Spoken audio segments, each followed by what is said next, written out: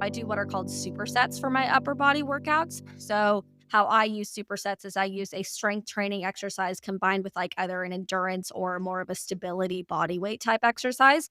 So, that's just challenging my functional fitness a little bit, challenging my stability, my endurance. And then it also lets me get two exercises in per body part, two different exercises that are targeting the same body part without necessarily adding a lot of time to my workout. Ideally with traditional strength training, you're hitting each body part with 2 to 3 exercises per body part. And that just gets really, really time consuming. And we don't have time for that. We're busy. I'm busy. I don't have time to spend an hour and a half, 2 hours in the gym. So the supersets are kind of how I get in two types of exercises per body part without adding a whole lot of time.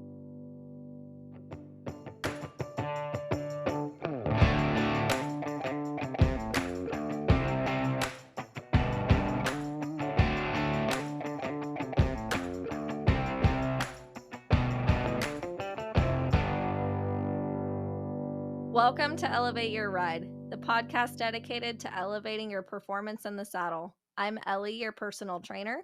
And I'm Lauren, your mindset coach.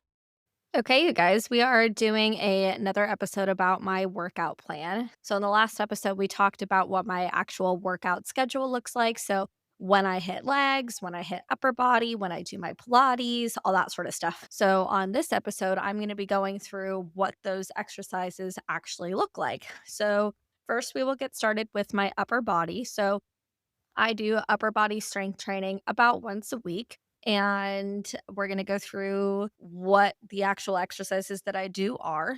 So, kind of my overall goal for all the exercises and all the workouts that I do right now is I'm just trying to continue building strength in my upper body and my lower body while focusing on a lot of pelvis stability and muscle endurance, muscle stability. So I just feel like in my riding, like I'm fairly strong. I just need to continue building my stability because of my back injury. It makes it really hard for me to have a lot of stability through my pelvis, through my hips, through my back. So that's kind of what I'm working on in my workouts right now. And just overall mobility. I struggle with lateral stability, lateral strength. So some of my exercises are focusing on that piece. So yeah, for my upper body workout, my goal is to keep building muscular endurance, muscular strength, stability through my joints, through my muscles, through my body as a whole. So that is the goal. So, like I said, I do it once a week.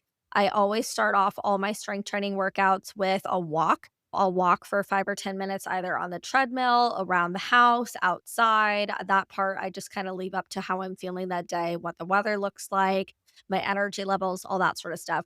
I never like to work out with my body cold. I like it to be properly warmed up. So if I'm feeling really good, sometimes I'll jog for a minute or two. Like I just want to get my muscles warm, get the blood flowing, get everything ready to roll. And then I do a little bit of foam rolling, a little bit of corrective exercise. So lately I've been feeling a little bit tight in my chest and then always in my back. So I foam roll my chest to loosen up the front of my shoulder. That way I can get my shoulders down and back and have strong posture throughout my day and throughout my workout, especially. And then my back is always tight. So I'm always going to foam roll my back at the start of my workout to get those back muscles loosened up. And then I do a little bit of corrective exercise stretching to help loosen up those areas as well. So I do forward fold for 30 seconds, which is where I bend over and I touch my toes. And the goal with that exercise is to loosen up the parts of my back that I get a little bit tight. And then I do some standing side bends. So I'll reach my right arm out to the side and up over my head and side bend to the left. And I'll hold that for 30 seconds on each side. Again, that's just to kind of loosen up where I get tight in my back. And then I'll do a cross neck stretch. So I put my right hand on my head, pull my right ear down to my shoulder, and cross my left arm behind my back. And I do that for 30 seconds on each side. My neck's just been feeling a little bit tight lately. I'm not 100% sure why. I did get a new mattress about 6 months ago, and I'm kind of wondering if that new mattress, like if I need a new pillow with my new mattress. So I'm still kind of figuring out what's going on there. So I do my neck stretch and then I do some neck rolls. So I do 10 front to back, 10 side to side, and 5 circles each direction. That's something that's kind of new. And like I said, just because my neck's been a little bit more sore than general, I also do foam roll out my neck sometimes if I need it. I have a little ball that I use instead of the traditional large foam roller because you can't get into a small area with the big foam roller. So I take that little ball and I really dig into my neck kind of throughout my work day. I don't necessarily do it before I work out or during my workout because it just takes time that it doesn't need to be there. So, and sometimes I will do my foam rolling earlier on in the day. If I've already foam rolled that day, I don't do it again before my workout unless I really feel like I need it. So that's where I listen to my body a little bit. And then I do a QL stretch for the actual muscle that I injured. So it's on the sides of my low back. This one's a little hard for me to describe. So do your best to follow with me. So I start with my feet straight out in front of me. And then I bend my right knee and my right hip in. So my right leg is kind of in like a seated butterfly position while my left leg is extended out. And then I twist my body so my body turns 90 degrees to the right. So my left leg didn't move. It's still pointing, straight ahead where I started. And then the rest of my body is pointing 90 degrees to the right. So then I reach my left hand out to my left toe. My right arm comes up and over my head and side bends to the left. It's basically just like a seated side bend position. So I do that for 30 seconds on each side. If I'm really tight, I'll do it twice. And then I'll do an active thread the needle exercise. So I'm not very great at rotational exercises in general. So I do this to activate and loosen up my torso and my trunk for some rotation movements. So I start on my hands and knees. I reach my right arm straight out to the side, look up to the ceiling towards my right hand. Then I bring my right arm to the ground in between my left hand and my left knee. And I get a really good rotation. Then I come back up to my hands and knees and I alternate sides. So I do 10 of those. And then I do another standing rotational exercise. So this is called a wide stance forward fold windmill. I bring my legs really far apart. I reach my arms up over my head. I bend over and put my hands on the ground. And then I alternate opening one arm out to the side at a time. I do 10 of those. Again, that's just to kind of increase my rotational ability. And then I do a little bit of back activation and shoulder mobility exercises. So everybody does their best to have their, strong posture throughout the day, but even I sometimes notice like, "Oh, I'm slouching a little bit." So, I like to add a little bit of upper back activating, strengthening in the beginning just to get those muscles woken up. That way they're working throughout my workout. So, I do some banded face pulls and I do 10 on each leg. So, I stand on one leg to increase a little bit of balance, get my stability muscles, my core stability muscles working. So I'll have a band in front of me, holding my arms out in front of me with the band in both hands, and I'll pull that band into my face. So I'll draw my elbows back and activate those upper back muscles. Again, doing 10 on each leg. And then I'll do a banded row. So I'll hold the band more like reins. And with my arms out in front of me, I'll pull my elbows back, then I'll push them back forward, and I'll do 10 on each leg. And then for my shoulder mobility, just to kind of keep getting those muscles and joints moving, ready for my weights, I'll do 10 forward arm circles and 10 reverse arm circles. Sometimes I'll challenge my balance a little bit by standing on a balance pad, standing on a Bosu ball, standing on one leg. That part I just kind of leave up to how I'm feeling that day. And then I do inchworms. So, inchworms are a fantastic full body mobility warm up exercise. All of my clients do them for the most part. They're fantastic for warming up your entire body. So, an inchworm, you stand up tall, you reach your arms up over your head, you stretch up and you do a calf raise, then you bend over and you walk your hands forward out to a high plank position. Try and stay in that high plank. You bring that right foot forward out to the side as close to your right hand as you can. You reach your right arm straight out to the ceiling. You bend your right arm and you try to tap it down on the ground. And then you switch sides. So you go back to high plank. You bring that left foot forward. You stretch that left arm up. You bend that left elbow. You tap it on the ground. You go back to high plank. You walk your hands to your feet and stand up. That is one. I do four of them. Great exercise to get your heart rate going. And then, so that's my entire warm up. So my warm up takes me like 15 to 20 minutes. I spend a lot of time warming up, activating the muscles that need to be activating. kind of turning off and stretching out those areas that are kind of tight, the areas that I need to be loose. So I focus a lot of time on my warm up. I don't just get to the gym and immediately pull out those weights. I make sure that my body is properly warmed up. My mind is ready to go. Usually at this point, I'm listening to like some podcasts or like some light music, just stuff like that. And then here's where I start to ramp it up. So I'll turn on my good old weight training playlist. It gets me pumped, it gets me ready to go. I personally don't do any pre workout or anything like that. I don't really drink caffeine, so I don't even drink coffee. I try to make sure that my energy is coming from carbs and from getting plenty of sleep the night before. Part of that is because I do struggle with vertigo. So I have to really listen to my body and make sure that I'm getting my nutrients from food to keep me energized and that I'm getting enough sleep. And I think that if I added caffeine into the equation, I wouldn't be able to listen to my body as well. And I think I'd struggle with my vertigo a little bit more. So that's part of the reason why I don't drink caffeine or do any pre workout or anything like that. I just never really have. I've never really needed it. I don't lift heavy enough weights or with enough intensity that I've ever felt like I needed it. Some people like to use it. That's great for them. It just doesn't really work that well for me and my body. So why would I do something that I don't think is going to, give me success? So I don't really do that. So like I said, at this point, I got my workout playlist bumping. I listen to a little bit of a range. I like a lot of like motivational type music. So like that Sam Tinez, that Legends Are Made song, there's another popular one that you probably hear on Reels all the time, Born for This or Legends, things like that. Just that kind of like almost like alternative rock.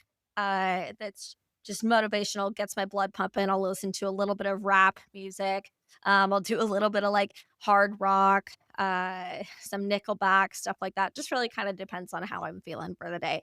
But I want music that's going to pump me up, get ready to go.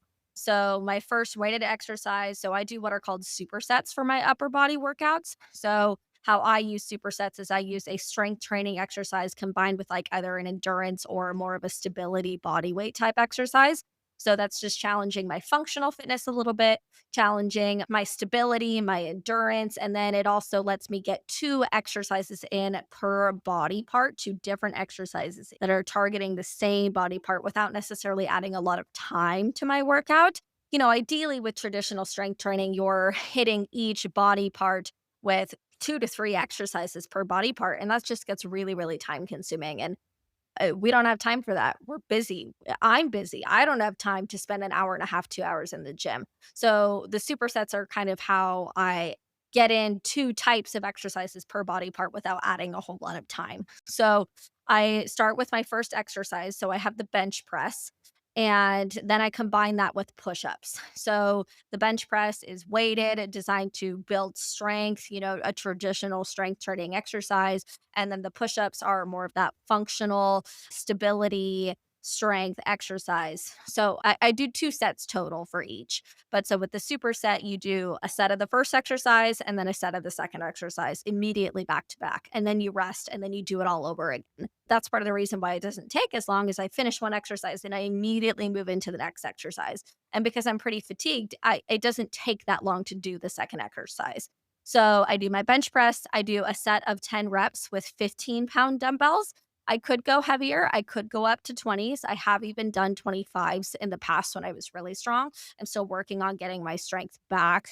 Over the last couple of years, just been focusing on other things with my fitness, haven't worked on strength as much, but I'm getting back to that point. So that's why I'm not lifting quite as heavy. Really been focusing on form, stability, muscle endurance, that sort of stuff the past year, maybe 2 years. So that's why I'm doing kind of lighter weight. And then I like to make sure that I have enough energy, enough strength for my superset to really get as much as I can out of my superset.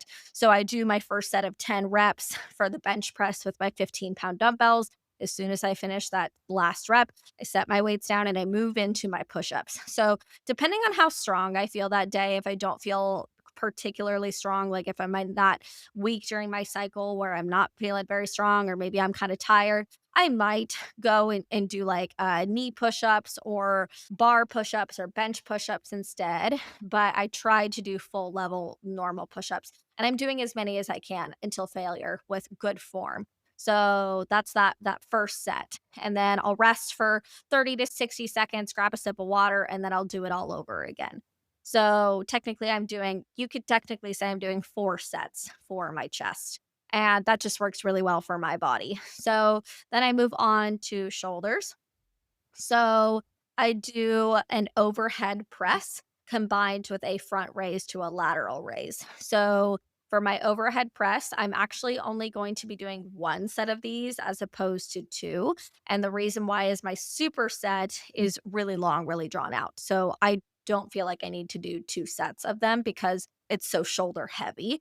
So I do my overhead press and I do what's called a drop set. So I start with 15-pound dumbbells. I do as many quality reps as I can with the 15, not until I feel like I can't do them anymore, but until my form maybe starts to lose a little bit. And then I drop down to 10-pound dumbbells and I finish out that set. And then as soon as I finish out that set of 10 reps, I set my weights down and I grab fives and I do a front raise to a lateral raise. So I raise my arms straight out in front of me and then back down and then straight out to the side and then back down. So each time I do a front raise, I consider one rep. So front raise, lateral raise, that's one. So that's why I don't do two sets, is because I'm doing so many reps of that front raise to lateral raise. And my shoulders are gassed after that. And then I also do, you could technically probably call it a tricep for my shoulders, because then I move into another exercise and I do a bent over reverse fly. And I do these until failure. So I keep holding on to my 5-pound dumbbells. I bend over at the waist and I just bring my arms straight out to the side and then back down, straight out to the side and then back down. So that's really, truly like a bent over lateral raise. Same exercise, just different terms. So I do all those exercises to challenge all three areas of my shoulders: the front, the back, the sides. So I do a lot of shoulders. Part of that is because naturally I don't have the strongest shoulders, and my shoulders just naturally want to be a little bit further forward, a little bit more rounded than I would like them to. I've gotten them so much better than they used to be, but they still just naturally want to round forward more than I want. So that's part of the reason why I do so much shoulder work, is because when I have strong shoulders, right? I don't want to get a shoulder injury. So I'm going to make sure my shoulders are strong. So then next, I move on to my triceps. So I start off with my strength exercise, which is a skull crusher. So first, I start off on a bench with a 15-pound dumbbell, and I just hold my dumbbell straight out in front of me, and I'm kind of holding the sides of my dumbbell. Bend my elbows and lower the weight straight down to my forehead, and then I push it back up. I lower my weight down and I push it back up.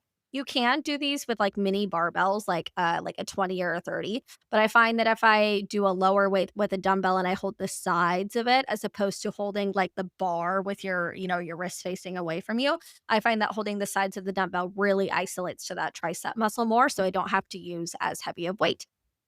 So I do my first set of 10 and then I set my weight down and I immediately move into bench dips and I do as many as I can until failure. So I start sitting on my bench with my hands as close together as I can, but kind of my thumbs tucked up underneath my butt.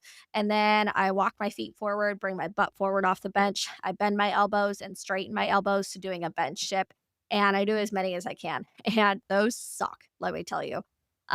Especially because during the previous exercises, my triceps are still working. So when you're working chest, shoulders, and triceps, those are all your push muscles. So they all work together. So even during a bench press and overhead press, all those exercises that I've just been doing, those are still working my triceps. They're helping stabilize.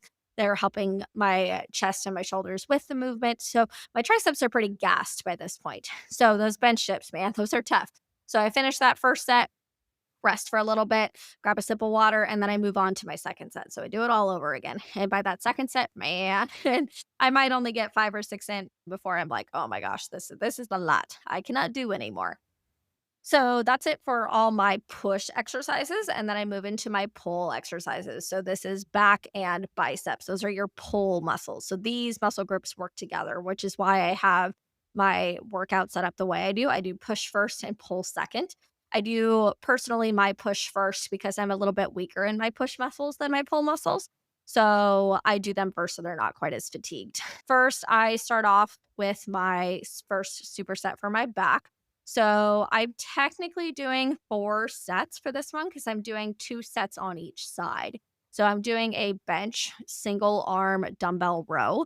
So I start off with a 15-pound dumbbell. Again, I could go heavier, but I'm really focusing on form and quality reps at the moment. So that's why I'm using a little bit lighter weight. So start off on my bench. Both my knees are on my bench. My left hand is on my bench, holding my dumbbell in my right hand, just, straight down right next to my bench. And then I pull my elbow back, row that dumbbell up kind of in the middle of my right rib cage. And then I push it back down. So I do a set of 10. And then I do a single arm banded row right afterwards. So I anchor a band onto something that's about belly button height, and I use like a medium strength resistance band, and I just stand and I pull back and forth. So thinking about being like making a really strong horsemanship position as I go to pull. So I do that's my first set on the first side. So then I do my first set on my second side, and then I rest, and then I do it all over again. I hope that makes sense. So technically I'm doing, 4 sets of each exercise because I'm doing 2 on each side. And then I usually rest for a minute or 2 after that because that's just a lot of back. So then I move into my biceps to give my back a little bit of a break. So I do bicep curls. So I do 2 sets of 10 plus my superset with 10-pound dumbbells. So again, I could probably move up to 15. So I'll probably start drop setting soon. So that drop set I mentioned earlier is when you start with the heavier weight, then you move down into the lighter weight. Definitely recommend doing that when you're kind of in between weight, especially if you don't have an option like a 12. You only have like 15s and 10s. That's what I would do there. So I do my first set of 10 normal bicep curls, and then I set my weights down, and then I do a banded hammer curl. So I grab a pretty heavy resistance band. I stand up with the band underneath my feet, and I do a hammer curl. So a hammer curl is when my thumbs are facing up, my wrists are facing together. It's more of like a true horsemanship position. And then I do my banded curls like this. So part of the reason why I do that is because it mimics a horsemanship position. It mimics you in the horsemanship kind of pulling on your horse with your arm while having a lot of stability through your back. So that's part of the reason why I superset it that way. So then I do it all over again. I do my second set of dumbbell bicep curls, immediately finish those and move into my hammer curls until failure. So I'm doing as many reps as I can of that superset. Then I rest for a minute. Hey everyone, thanks so much for tuning in to Elevate Your Ride. We're so excited to continue helping you elevate your performance in the saddle. To keep bringing you quality content and information, we're asking you to help us. Tell your friends about us on our podcast, like and share a meaningful quote you saw on our social media, write us a review on Spotify or Facebook. You can also join our Facebook group and ask all your health and fitness questions, or maybe post a success story to motivate another amateur. Your engagement really helps us support and encourage the equestrian community. We're also inviting sponsors and supporters to help us build our show. As a sponsor, starting at just $150, you'll receive marketing on our podcast, website, and growing social media platforms for your business. It's the perfect way to connect with the equestrian community and showcase your brand to our dedicated listeners. And for our supporters, your $50 contribution gets you a shout out on our social media and website. Every bit of support really helps fuel the show and helps us inspire and motivate equestrians.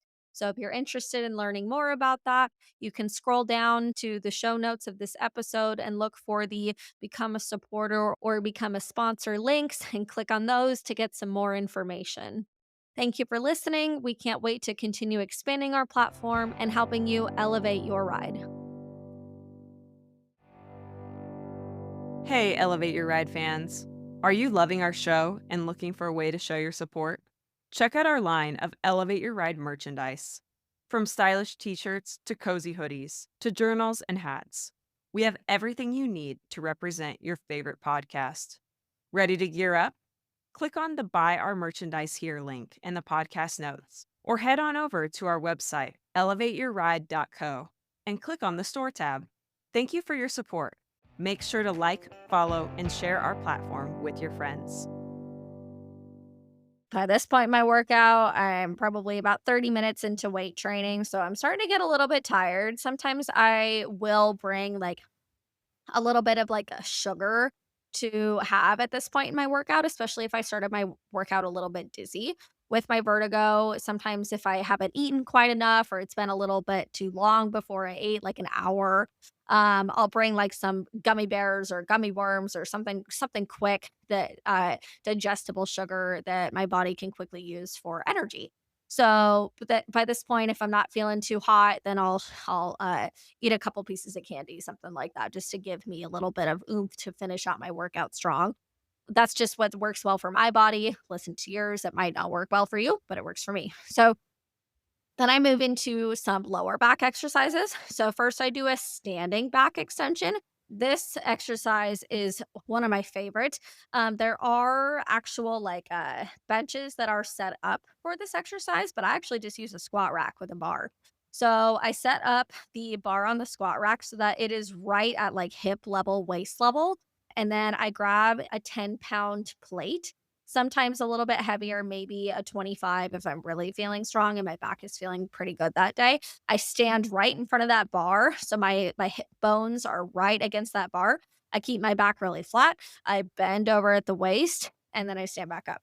I bend over at the waist and I stand back up. So by keeping my back really flat, that's what targets the low back instead of the glutes. If you let your back kind of round and you use your glutes to help push your hips forward to stand you up, then it becomes more of a glute exercise. So I position my body in a way that it targets my low back. So I do my first set of 10, set my weight down. Then I move into my superset and I do back extensions on the ground. So I lay on my stomach, arms out to the side, fingertips on the ears. I contract my low back to lift my upper body and lower leg about an inch off the ground. And then I come back down and I do those until failure, like until my back starts bothering me and start to say, hey, like that might be a little bit of enough. And then I stand up, I rest. I usually give myself a little bit of a longer rest period before I start my second set, just because it's kind of towards the end of the workout and because I don't want to anger my back. Because if I push myself too hard in this exercise, it would hurt my back. So I have to be careful, listen to my body, make sure I'm not pushing too much. So I do my second set and then I rest for a minute. And then I am trying to get better at some pull ups. Pull ups are a really good functional exercise. So then I do as many pull ups as I can. I use a band, or sometimes I put the squat rack all the way up and I'll actually do my pull ups in the squat rack with my hands on the bar. So my feet are on the ground. I start just basically holding on to the top of the bar and I'll just kind of do like a squat and lower myself as low as I can, trying to hold as much of my body weight in my hands, as little in my feet as possible. And then I'll try to use my back to pull myself up, not my legs to stand myself back up. So I'll do as many of those suckers as I can. And that's just because I'm trying to increase a little bit more of my functional strength. So I do those. And then I do my core exercises. So I do a farmer carry first. So I hold a 20-pound dumbbell in my right hand done by my right side. I take 20 steps forward, I turn around, 20 steps back, and then I switch sides. And I do 2 sets on each side. And that's just a really good functional core exercise for anybody who struggles with lateral stability. So, like oblique, glute medius, that sort of stuff. And then I need to work a little bit more on my lower core stability. I'm having a little bit of trouble of staying as stable in a 2 point as I want to in the English. So then I do some supine leg lifts. So I lay flat on my back, kind of with my thumbs tucked up underneath my butt. I lift my legs in the air, straight in the air. I make sure that my pelvis is really stable. My low back is pressed into the ground. I lower my legs as low as I can, then I lift them straight back up. I only lift as low as I can keep my pelvis stable and my low back pressed into the ground. I don't ask for a full range of motion because I'm really focusing on that stability and that strength and that isolation of my core muscles. And then I do flutter kicks. So I do 20 reps alternating sides. And then I do scissor kicks, 20 reps alternating sides.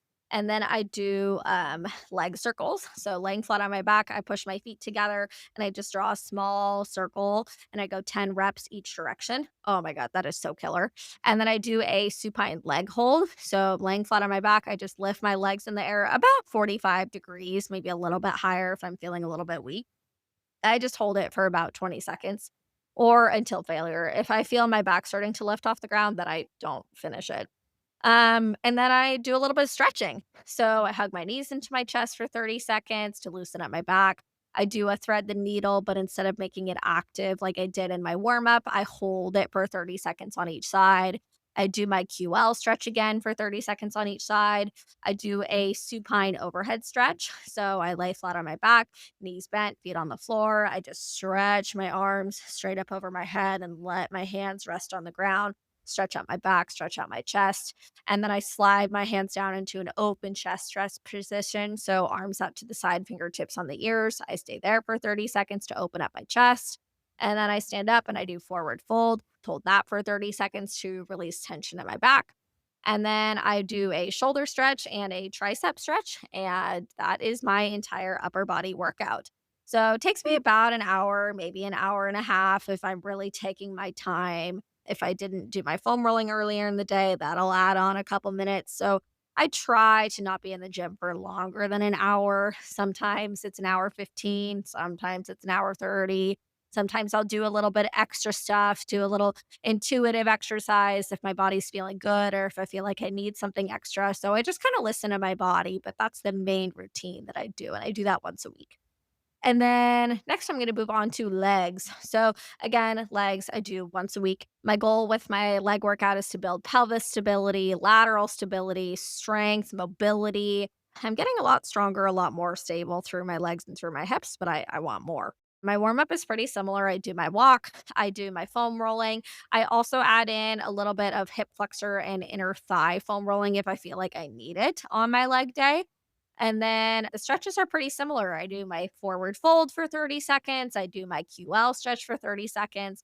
If my inner thighs are a little sore, if I foam rolled them, then I'll do an inner thigh stretch. And then I'll do a hip flexor stretch. My hip flexors have just been feeling a little immobile lately. So I naturally have a little bit of an arch in my back. So, and that can come from tight hip flexors. So I'll start by stretching them out a little bit. And then I will move into a 90-90 active stretch. So I start with my feet or my legs in seated butterfly position. So I'm sitting down on the ground, feet together, knees apart. And then I'm going to rotate my right leg to put my right inner thigh and my right knee down on the ground. So I rotate my right knee down to the ground to put my right knee next to my left foot where my right foot was. And then so both my knees are making 90-degree angles to the right, if that makes sense. And then from here, I keep my feet planted. I lift my knees and I switch sides. And then I stay over here. I bend over at the waist as far as I can keep my back flat. I sit back up and then I push my glutes forward off the ground and I prop myself up on my knees. And then I hold there for a second, cut back down, and then I switch sides. So I keep my feet planted, lift my knees, and switch sides. I bend over as far as I can. I sit back up, push my glutes forward up off the ground, up onto my knees, then sit back down and keep going. So I do 10 of those. That is my all time favorite hip mobility, hip stability exercise. So, so good. Then I'll move on to another hip mobility exercise, which is going to challenge my glute medius muscles a little bit, get them a little bit activated. And that is what I call a tabletop hip circle. So I start on my hands and knees.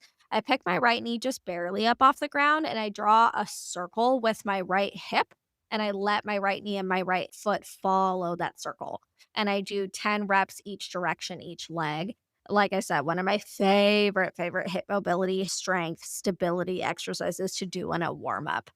And then from there, I do a little bit of pelvis stability. So I do bench hip dips. So I start with both hands on a bench, and my right knee will be bent on the bench. My left leg will just kind of be straight down on the ground.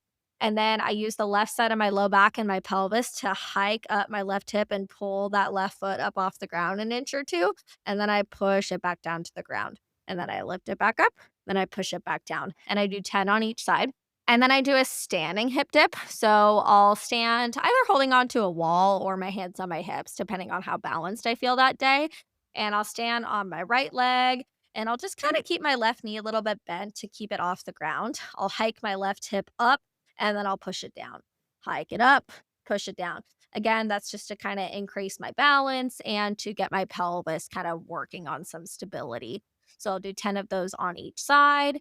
And then I'll move into a little bit more active lower body exercises. So I'll do a set of squats. I put a pretty strong resistance booty band on just above my knees. And the purpose of that is to engage those glute medius lateral stability muscles because I have a hard time naturally activating them. So I throw that band on, do my set of squats. And then I take that heavy band off and I put a pretty light band on and I do 20 walking forward lunges.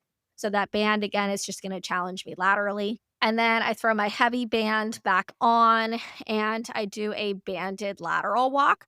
So I go down into a mini squat. I take 4 small steps to the right, then 4 small steps to the left. And I do that 4 times. And oh, golly, does that activate those glute medius muscles? And then I do 2 more exercises to kind of get going and get ready for my leg day.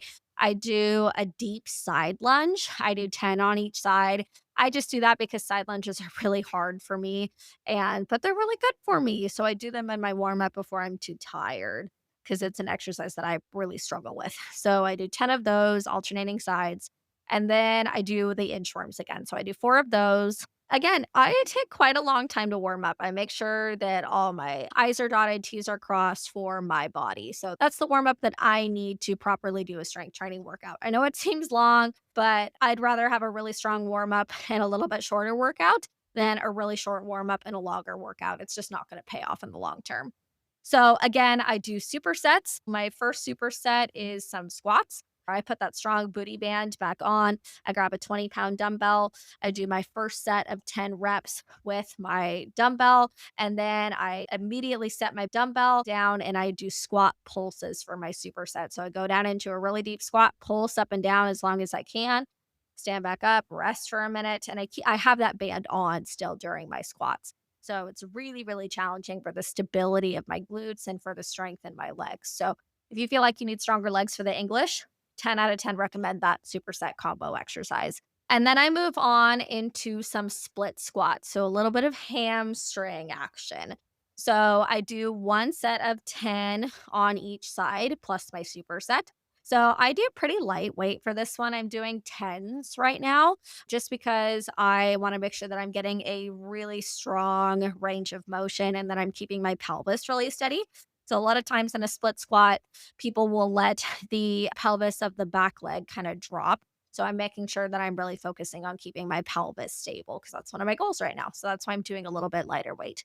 So I do my first set of 10, set my weight down, stand up, and I do as many single leg squats on that leg that I just did my split squats on. And that is hard. Let me tell you, to do single leg squats after a set of split squats. If you've ever done split squats before, you probably just went, ooh, that sounds hard. It is hard, but it's really good for my stability, my strength, my endurance of my legs. So I do it. And I only do 1 set on each side because 2 sets I think would kill me. So then I rest for a little bit and I switch sides. Then I move on to a little bit of inner thighs.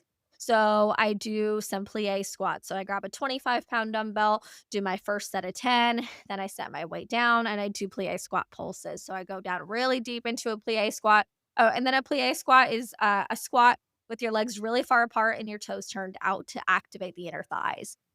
So I pulse up and down as long as I can, and then I rest and I do it again all the way through for a second time. And then I move on to a little bit more outer thigh, outer glute exercise with a curtsy lunge. So I just do again 1 set, 10 reps on each side, kind of like my split squats. I'll start with a 20-pound dumbbell up in front of my chest and I'll do 10 curtsy lunges to one side. And then for my super set, I do a side lunge on a slider. So I stand on the leg that I was just doing my curtsy lunges with. And then I'll have a slider, so like a little disc that slides on the ground underneath my other leg.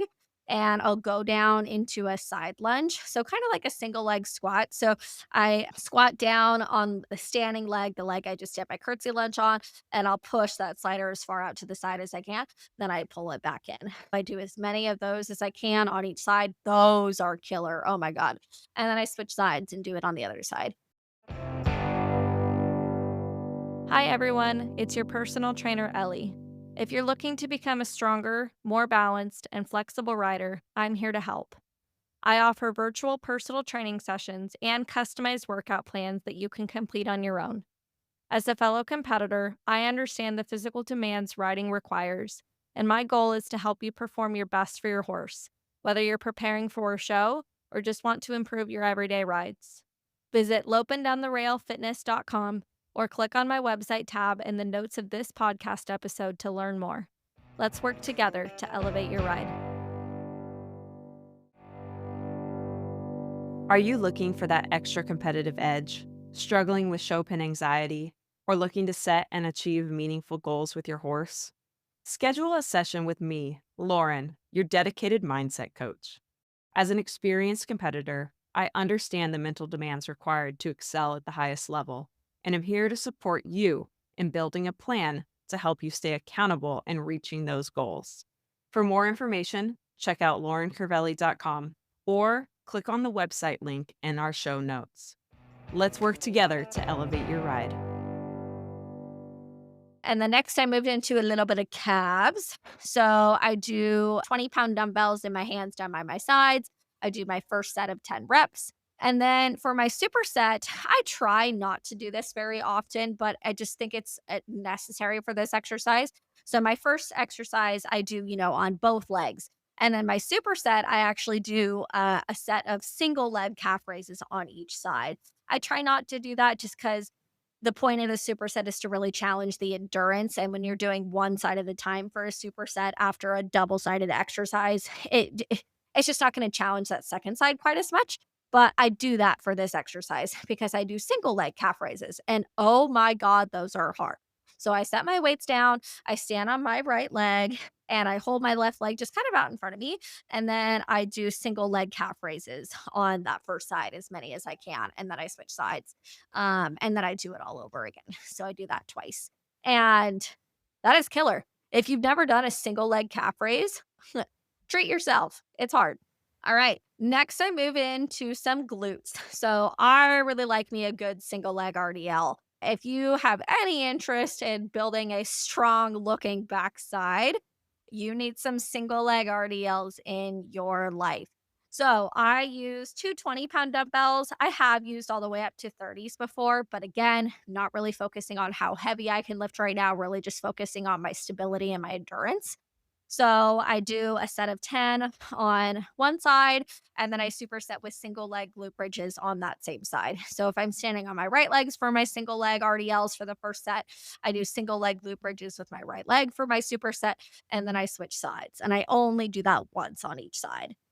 And then I move into another glute exercise because believe it or not, my glutes are actually kind of naturally weak just because of my anterior pelvic tilt that I naturally have. So I have to work to keep my glutes really strong. So then I do some hip thrusts. Again, I do kind of light.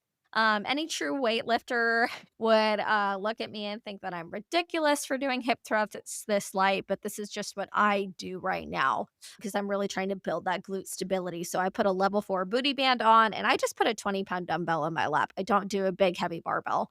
And I do my first set of 10 and then I set my weight down, but I keep my band on. And then I do a glute bridge hip dip for my superset. So I lay on my back with my feet on a foam roller instead of the ground because that foam roller is going to move and challenge your stability more. So I've got my feet on my foam roller. If I'm feeling pretty strong, I'll put a dumbbell in my lap and then I'll do glute bridge hip dips. So with my feet on the foam roller, I go up into a glute bridge. I drop my right hip down about an inch, lift it back up, drop my left hip down about an inch, lift it back up, and come all the way back down. And I do as many of those suckers as I can. And then I do it again. So I do 2 sets of those all the way through. But this time my glutes are feeling it, let me tell you. And then I do a hip flexor exercise. So I sit on the ground with my feet out in front of me in kind of like a V shape. So my feet kind of spread apart. And I put just a dumbbell in between my feet down on the ground. I don't have the dumbbell standing up. I just have it laying flat. And I alternate lifting one leg up and over the dumbbell at a time. Fantastic hip flexor exercise. And then I move on into my core workout. So I do what is called 5-minute plank. I don't know why it's called that. It's not actually 5 minutes. It's just what it's called. I didn't name it. I don't know. I like to challenge my upper body a little bit in my core exercises on my leg day. And then opposite, I challenge my lower body a little bit more on my upper body workouts for my core, just because I find that's what works best for me. So I do a lot of planks on lower body day. So for 5-minute plank, it's a minute of high plank, and then I rest. And then I do 30 seconds elbow plank, then I rest. Then I do 30 seconds side plank, then I rest, then I do the other side, side plank, then I rest, and then I do 30 seconds high plank, then I rest, and then I would do a minute of elbow plank.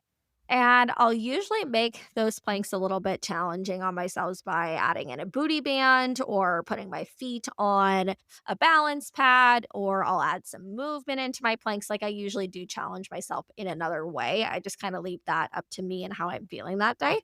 That is hard. If you want a stronger core, oh my God, that's a great exercise to do. Then I move into some stretches. I do a good downward dog for 30 seconds. I do pigeon pose for 30 seconds on each side. I do figure four. So, figure four is when you lay on your back, knees bent, feet on the floor, put your right ankle onto your left thigh and push that right knee away from you. And then that should really stretch out that right hip. If you need a little bit more, you can pick your left leg up off the ground and put your hands around your left knee or your left thigh. Oh my God, such a good hip stretch. So I'll do that for 30 seconds on each side. I'll do another inner thigh stretch. I'll do forward fold. Then I'll do a standing quad stretch. And that is my entire leg day workout. It's a lot. It's good. I love it. Okay, and then then I do my physical therapy exercises. So I do this, twice a week, sometimes 3 if I'm real ambitious, and a lot of it is the same of exercises that you hear me doing in the other workouts, and that's on purpose. I try to build upon my physical therapy exercises in my other workouts. So first off, I start with my tabletop hip exercise, doing 10 on each side, and then I do some downward dog leg lifts. So I go up into downward dog and I alternate lifting one leg high up in the air at a time while keeping my pelvis really stable. It's easy to do the exercise if you let your pelvis move all over the place. Not so easy if you don't. And then I'll do clamshells with a really light booty band on each side. And there's a lot of controversy about this exercise, about whether or not it actually activates your glute medius muscles a whole lot. I don't necessarily use it as much for the glute medius strength as I do just for the internal and external rotation of my hips. Just making sure that I'm keeping that mobility and that stability through my hips. So that's why I do it. And then I do 10 reverse clamshells on each side, still with that light booty band on. And then I move into some tabletop bird dogs with a resistance band. So, a tabletop bird dog is when you're on your hands and knees. You stretch your right arm straight out in front of you, your left leg straight back behind you. You contract your core muscles and lift both of them into your chest. And then you push them both back out. So, that's just a normal bird dog. And then with a band, I set up a band that's about knee to hip height. And then I position myself so that way I hold the band in my hand out in front of me. And as I pull, I'm like pulling the band towards me, if that makes sense. So I do 10 of those on each side. That really challenges my pelvis, my core stability. Love that exercise. And then I do my bench hip dips again. So I do 10 on each side.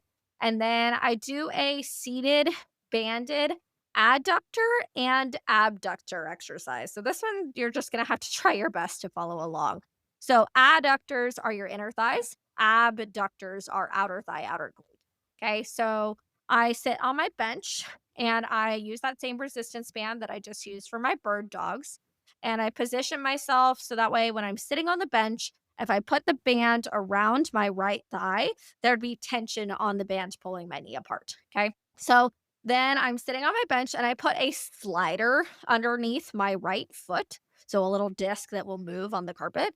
And I first do adductors. So I start with my leg fully externally rotated. So into abduction. So the band is pulling my leg to the outside. And then I use my adductors, my inner thigh, to internally rotate and pull my knees together. So I do 10 of those. And then I don't move. I just put the band on my other leg. So then I put the band around my left thigh, put the slider underneath my left foot, and now I'm going to do abductors. Okay, so I'm starting with my knees together. The band is pulling my left knee closer to my right knee, and then I use my abductor on the left side to open up into external rotation. And then the band is already wanting to pull me back into adduction, so bringing my knees closer together, internally rotating. So I do 10 of those on that side, and then I switch sides. So then I flip around on my bench, and then I do 10 of each on the other side. So hopefully you followed along on that exercise. Really good for creating like abductor, adductor stability. So then I move into what's called a single leg Palloff press. So I use that same band, it's still anchored onto something that's about hip knee height. I am standing parallel to the base of the band.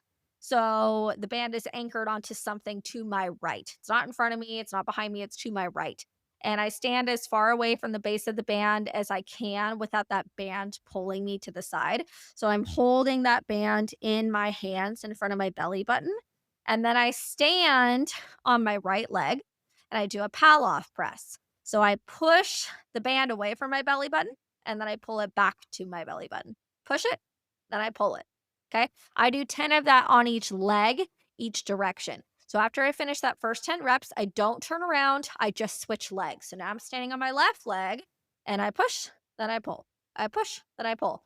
After I finish my 10th, I flip around and I switch sides. And then I move into some stair heel taps. This is a great exercise for building pelvis stability and single leg strength. I stand on the top of a step and I do basically a single leg squat until my opposite heel touches the ground. So I'm going to stand on my right leg. I'm going to focus on keeping my pelvis really steady. And I'm going to go into a single leg squat on my right leg until my left heel taps the ground or the step down below me. And that is really hard to do with a stable pelvis because what your body wants to do is lower the pelvis of the leg in front of you because that's just what it wants to do. So I do 5 of those on each leg. Oh, that's killer. Then I do a farmer carry again. So I use my 20-pound dumbbell, 2 sets of 20 steps on each side.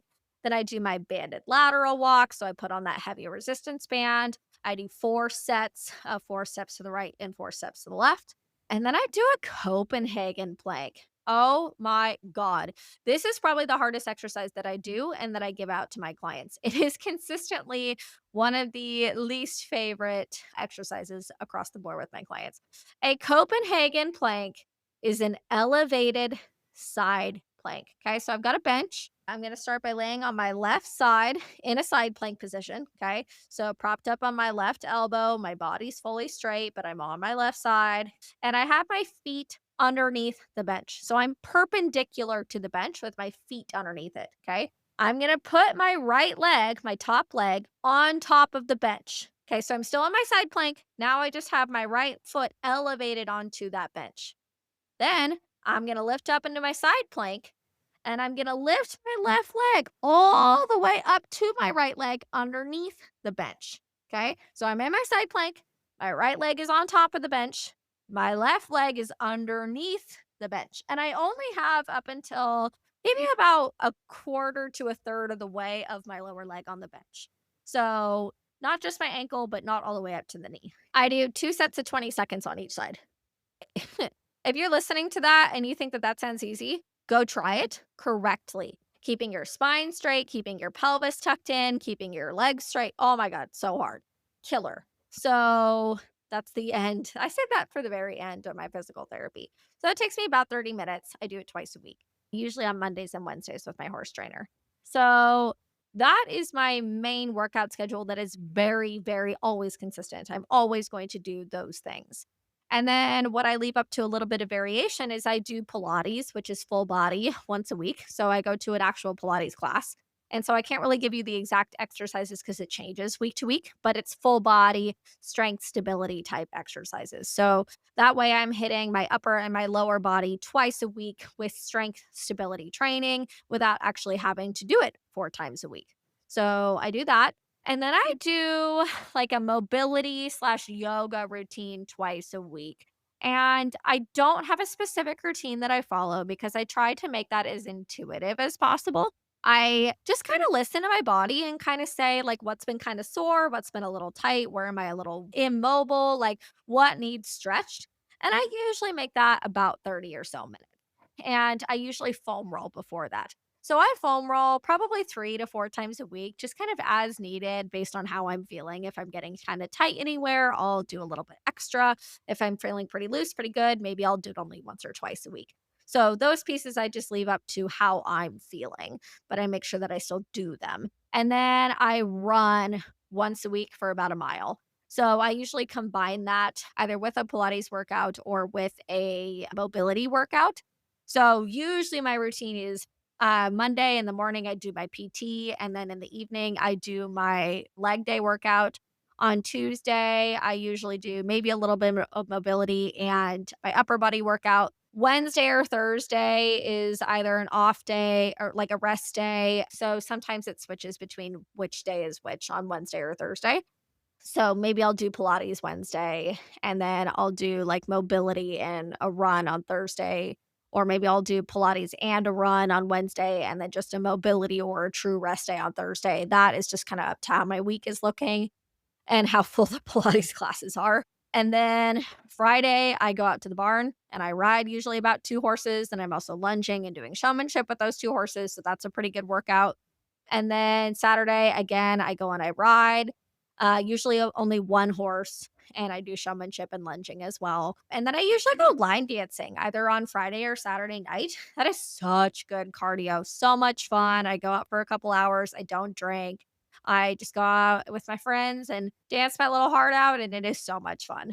So that is my entire workout routine. I can't believe that took me almost an hour to explain, but it's pretty intense. Hopefully, you guys followed along. I know that I went kind of quick, but I was trying to get as much information as I could. So, hopefully, you guys enjoyed that. Hopefully, you got a little bit of inspiration from something. If you have any questions about why I'm doing something the way I'm doing it, or if you should be doing it as well, send me a text, send me an email, send me a message on the Elevate Your Ride account. Just, reach out. I'm happy to answer any questions that you guys have. So, if you made it this far, I know that was kinda technical, I know that was kind of a lot, but, thank you for listening. Thank you for listening to Elevate Your Ride. Find us on Instagram and Facebook, all linked in the podcast notes. We'll see you next time.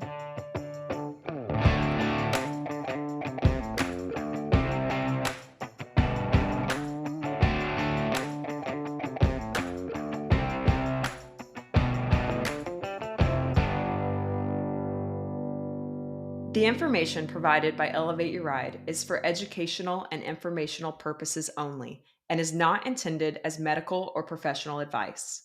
While we discuss health and fitness topics related to equestrians, the content provided through this podcast is not a substitute for professional advice. The views expressed by the host and guests on Elevate Your Ride are their own and should not be taken as professional guidance.